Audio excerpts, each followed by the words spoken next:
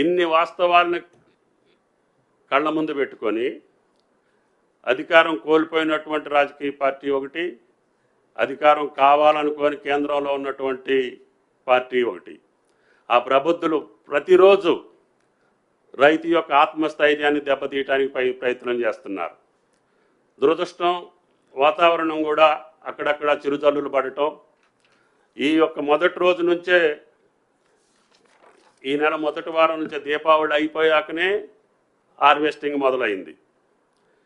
అయినా సరే ప్రభుత్వం అన్ని చర్యలు తీసుకొని సుమారు గ్రామానికి ఒక కొనుగోలు కేంద్రాన్ని ఏర్పాటు చేశాం.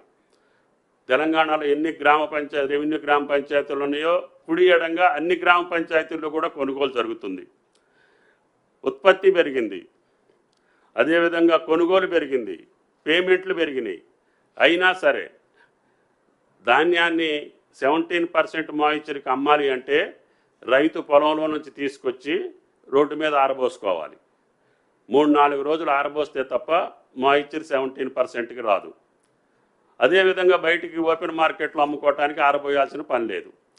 ఆ ఆరబోసిన రైతుల దగ్గరికి పోయి వీళ్ళు కాకిగోలు చేసే ప్రయత్నం చేస్తున్నారు.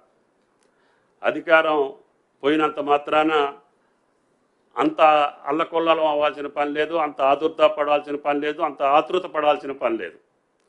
సరే, వాళ్ళ పార్టీ విత్ ఇన్ ది పార్టీలో వైరుధ్యాలు ఉండొచ్చు, లేకపోతే ఆధిపత్య పోరు ఉండొచ్చు, లేకపోతే 2 పార్టీల మధ్య ఆధిపత్య పోరు ఉండొచ్చు, ఈ రాష్ట్రంలో తర్వాత స్థానం ఎవరు ఆక్రమించుకోవాలనే కోరికలు ఉండొచ్చు, లేకపోతే ఈ పార్టీలో ఎవరు అది మళ్ళీ లైమ్ లైట్లో ఉండాలనే ఆధిపత్య పోరు ఉండొచ్చు. కానీ మీ ఆధిపత్య పోరు కోసం రైతాంగాన్ని బలిపెట్టాలనో, రైతాంగాన్ని ఆందోళన పరచాలనో, ఆయన్ని ఇబ్బంది పెట్టాలనేటటువంటి రాజకీయ ప్రయత్నం మీ యొక్క తప్పుడు విధానం అని చెప్పి ఆ ఇరు పార్టీలకి విజ్ఞప్తి చేస్తున్నాం.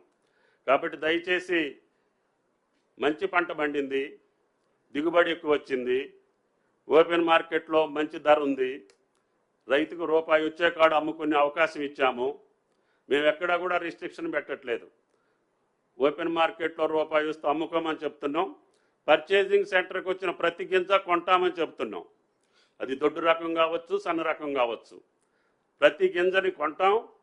ప్రతి రైతుకి అమౌంట్ కూడా విత్ ఇన్ టైంలో ఇచ్చి తప్పకుండా రైతును ఆదుకోవాలనే ప్రభుత్వం తప్ప మీకు మాదిరిగా మాటలతోటో చేతలతోటో రైతును ముంచినటువంటి ప్రభుత్వం కాంగ్రెస్ ప్రభుత్వం కాదు అని చెప్పి ఆ ఇరు పార్టీలకు విజ్ఞప్తి చేస్తున్నాం. కేంద్రంలో ఉన్న పార్టీకి కూడా విజ్ఞప్తి, మీరిచ్చినటువంటి గైడ్ లైన్స్ ప్రకారంగా మేము కొనాలి. మీకు అంత ప్రేమ ఉంటే, అంత అభిమానం ఉంటే, రైతుల మీద అంత మక్కువ ఉంటే, నిజంగా రైతాంగం కోసం మీరు మాట్లాడే పద్ధతి ఉంటే ఆ యొక్క గైడ్ లైన్స్ని కొంచెం మార్చండి. మాయిశ్చర్ యొక్క విధి విధానాలు మార్చండి. అది కాటన్లో కావచ్చు, వరిలో కావచ్చు.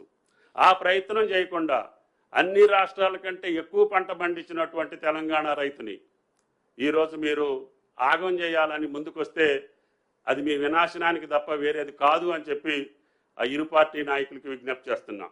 కాబట్టి దయచేసి ధాన్యం కొనుగోలులో కానీ, పత్తి కొనుగోలులో కానీ, పత్తి కూడా గతంలో కంటే బ్రహ్మాండంగా దిగుబడి తగ్గింది, కానీ కొనుగోలులో మాత్రం ఏమాత్రం కూడా అలక్ష్యం చేయకుండా గత 3 నెలలుగా CCIని ఇబ్బంది పెట్టి ఆ మంత్రి గారితో మాట్లాడి ఆ MDని ఇక్కడికి పిలిపించి 3 సార్లు తెలంగాణ పత్తిని మొత్తాన్ని కొనుగోలు చేసే ప్రయత్నం చేశాం.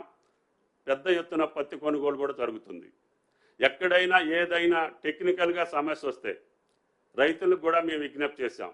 దయచేసి మీకు ధర కావాలంటే మాయిశ్చర్ మెయింటైన్ చేసుకోండి, వాతావరణం కూడా మీకు అనుకూలంగా ఉంది, తప్పకుండా తెలంగాణ రైతాంగం పండించినటువంటి ప్రతి పంటని కొనుగోలు చేస్తామని చెప్పి విజ్ఞప్తి చేస్తూ, రాజకీయ పార్టీలు ఎప్పుడు కూడా రైతును బలిపశువు చేసే విధానానికి పాల్పడొద్దు.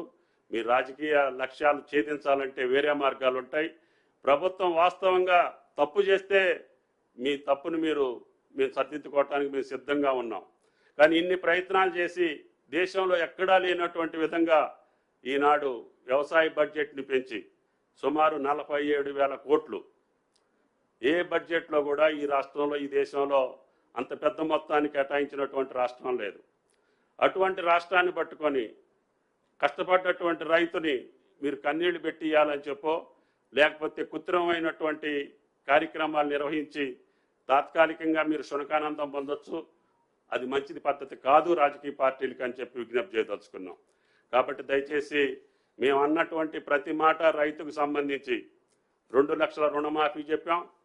అది ఆగస్టు 15కి 2 లక్షల లోపు ఉన్నటువంటి వాళ్ళందరికీ చేశాం. 2 లక్షల పైన ఉన్నటువంటి వాళ్ళకు కూడా రేపు రైతు సదస్సులో మిగిలినటువంటి వాళ్ళకి ఎప్పుడు ఇస్తాం, ఏ రకంగా ఇస్తాం, మొట్టమొదటి సంవత్సరంలోనే మేము తప్పకుండా రుణమాఫీ పూర్తి చేస్తామని చెప్పి కూడా ముఖ్యమంత్రి గారు కేబినెట్ నిర్ణయించుకున్నాం. తప్పకుండా ఆ కార్యక్రమాన్ని కూడా పూర్తి చేసే బాధ్యత మాది. దాని తర్వాత రైతు భరోసా కూడా సబ్ కమిటీ నివేదిక వచ్చిన తర్వాత తప్పకుండా రైతు భరోసాను కూడా కంటిన్యూ చేయాలనేది మా ప్రభుత్వం యొక్క లక్ష్యం. అంతేకాకుండా పంట బీమాని కూడా ఈ సంవత్సరం కేబినెట్లో చర్చించి ఏ పంట అయినా సరే, ఏ రైతు అయినా సరే నష్టపోతే తప్పకుండా రైతును ఆదుకోవాలి. అవసరమైతే ఆ రైతుల యొక్క ప్రీమియం కూడా రాష్ట్ర ప్రభుత్వం భరాయించి అకాల వర్షాలకో ప్రకృతి వైపరీత్యాలకో నష్టం జరిగితే ఆ పంట నష్టం వచ్చేటట్టుగా రైతును ఆదుకోవాలన్న ఏకైక ప్రభుత్వం భారతదేశంలో తెలంగాణ ప్రభుత్వం. ఇన్ని కార్యక్రమాలు చేస్తున్నటువంటి ప్రభుత్వం, గతంలో వాళ్ళు ఎగవేసినటువంటి రైతు బంధుని చెల్లించినటువంటి ప్రభుత్వం, అదేవిధంగా అన్ని డిపార్ట్మెంట్లో ఉన్నటువంటి బాకీల్ని తీర్చి కొత్త విధానానికి పోతా ఉన్నాం. కాబట్టి దయచేసి తెలంగాణ రైతుని ఇబ్బంది పెట్టేటటువంటి మీ రాజకీయ క్రీడ మానేయమని చెప్పి ఆ రాజకీయ పార్టీలకు విజ్ఞప్తి చేస్తున్నాం. Thank you. శ్రీధర్ బాబు గారు మాట్లాడవలసిందిగా కోరుతున్నాం. అసలైన తొలి వెలుగు. ఫాలో వాట్సాప్ @తొలి వెలుగు అఫీషియల్.